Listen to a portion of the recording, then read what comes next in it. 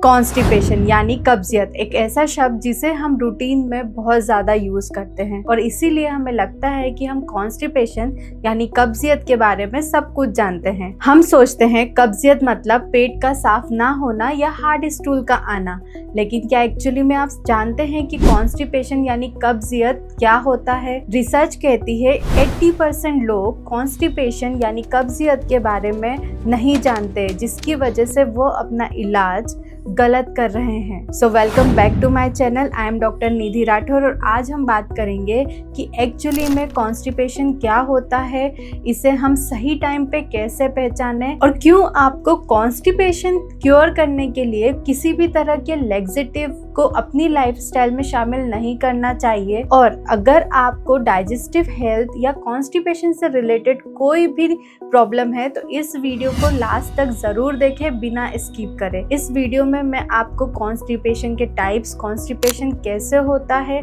आप उसको कैसे क्योर कर सकते हैं, सारी चीजों को बहुत अच्छे से समझाने वाली हूँ। सबसे पहले समझते हैं कॉन्स्टिपेशन एक्चुअली में क्या होता है। देखिए, अक्सर पेशेंट मुझसे बोलते हैं कि मैम हमारा स्टूल तो सॉफ्ट है, तो फिर हमें कॉन्स्टिपेशन कैसे हो सकता है, हमें पाइल्स, फिशर जैसे कैसे हो गया। और यही उन लोगों का सबसे बड़ा मिथ है कि कॉन्स्टिपेशन मतलब हार्ड स्टूल। जी नहीं, कॉन्स्टिपेशन का मतलब सिर्फ हार्ड स्टूल नहीं होता है। कॉन्स्टिपेशन का मतलब होता है अगर आपको किसी भी तरह स्टूल को पास करने में जोर लगाना पड़ रहा है, स्ट्रेनिंग हो रही है, या फिर आप टॉयलेट यूज़ करने के बाद भी ऐसा फील करें कि हमारा पेट पूरी तरह क्लियर नहीं हुआ है, आपको अनसेटिस्फैक्ट्री फीलिंग हो, इसका मतलब होता है कि आपको कॉन्स्टिपेशन हुआ है। फिर चाहे आपका स्टूल सॉफ्ट हो या हार्ड हो, उससे फर्क नहीं पड़ता है। असल में कॉन्स्टिपेशन का मतलब आपके गट के रिदम का बिगड़ जाना है, जिससे वह वेस्ट प्रोडक्ट यानी स्टूल को आसानी से बॉडी से बाहर करता है। अब देखिए, कॉन्स्टिपेशन मेनली दो टाइप के होते हैं। देखिए, हमारी इंटेस्टाइन में एक नेचुरल मूवमेंट होता है जिसे हम बोलते हैं पेरिस्टाल्सिस मूवमेंट। ये मूवमेंट एक वेव की तरह होता है जिससे बॉडी से स्टूल बाहर निकलता है।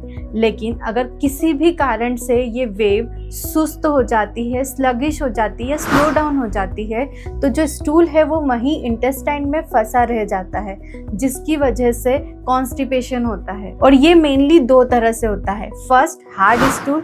अगर आपकी बॉडी में पानी की कमी है तो स्टूल हार्ड हो जाता है, जिसे निकालना और मुश्किल हो जाता है बॉडी के लिए। और सेकंड होता है soft stool but sluggish bowel movement. इसका मतलब है कि यहाँ पर मसल इतनी ज़्यादा वीक हो जाती है कि वो सॉफ्ट स्टूल को भी बॉडी के बाहर नहीं निकाल पाती है। इसको हम बोलते हैं रेक्टल इनर्शिया। और ये जो सॉफ्ट स्टूल वाला कॉन्स्टिपेशन है ये और ज़्यादा खतरनाक है, क्योंकि अक्सर लोग इसे मिसअंडरस्टैंड करते हैं और इसे कॉन्स्टिपेशन की कैटेगरी में ही नहीं डालते, जिसकी वजह से वो अपना ट्रीटमेंट बहुत लेट शुरू करते हैं। अब समझते हैं कि हमारी जो इंटेस्टाइन है, जो एक नॉर्मल बॉडी में आसानी से स्टूल को बाहर निकाल सकती है, वो इतनी ज्यादा सुस्त और स्लगिश क्यों हो जाती है। अब इसके तीन मेन रीजन है। First, lack of nerve coordination और माइंड गट कनेक्शन। इसका मतलब है कि हमारा जो ब्रेन होता है वो हमारे डाइजेस्टिव सिस्टम से बहुत अच्छे से जुड़ा हुआ होता है।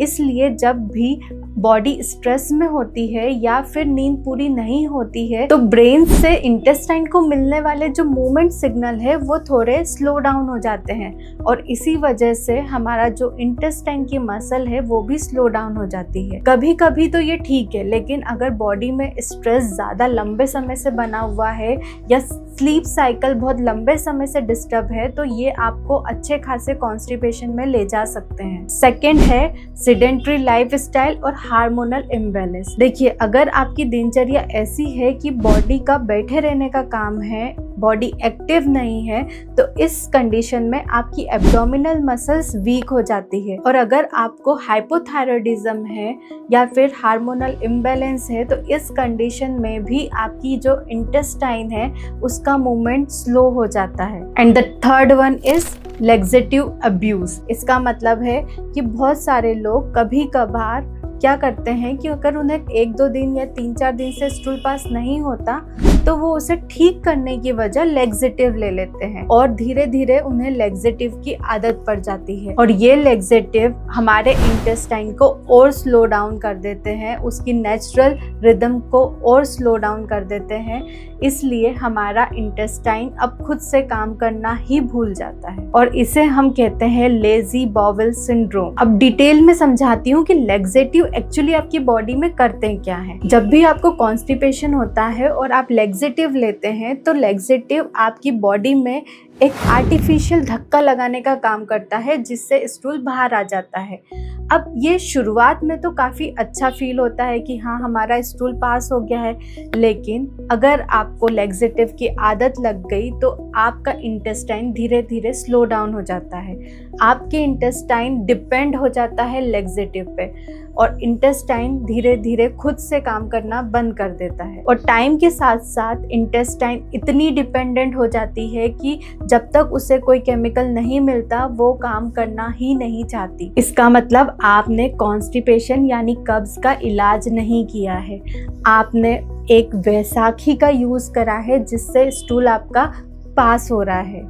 इसका मतलब आपने अपनी प्रॉब्लम को और परमानेंट कर दिया है। इसलिए कॉन्स्टिपेशन के लिए लैक्सेटिव पे डिपेंड होना कोई सॉल्यूशन नहीं है, ये आपकी इंटेस्टाइन को और ज़्यादा स्लगिश और स्लो डाउन कर देता है और आपकी प्रॉब्लम को और ज़्यादा क्रॉनिक बना देता है। तो आप समझ गए होंगे कि कॉन्स्टिपेशन सिर्फ हार्ड स्टूल नहीं है, कॉन्स्टिपेशन एक न्यूरोमस्कुलर इशू है, मतलब नर्व और मसल की प्रॉब्लम है। और अगर आपका पेट भी 10 मिनट में साफ नहीं होता है, आपको बहुत टाइम बैठना पड़ता है या स्ट्रेनिंग करनी पड़ती है या दिन भर पेट में भारीपन बना रहता है, तो आपको भी ट्रीटमेंट की ज़रूरत है। अपने कॉन्स्टिपेशन का ट्रीटमेंट सही समय पर और सही तरीके से करवाएं ताकि आपकी ये प्रॉब्लम क्रॉनिक ना बने। अब बहुत सारे लोग सोच रहे होंगे कि हम तो लैक्सेटिव काफ़ी समय से लेते हैं, तो क्या हम हमारे इंटेस्टाइन की नेचुरल रिदम को वापस ला सकते हैं? कैसे हम कॉन्स्टिपेशन को पूरी तरह क्योर कर सकते हैं अगर लैक्सेटिव इसका सही तरीका नहीं है? तो अगर आप भी अपने कॉन्स्टिपेशन को पूरी तरह से क्योर करना चाहते हैं तो मेरे नेक्स्ट वीडियो को ज़रूर देखें। उसमें मैं आपको बताने वाली हूँ कैसे आप अपने कॉन्स्टिपेशन को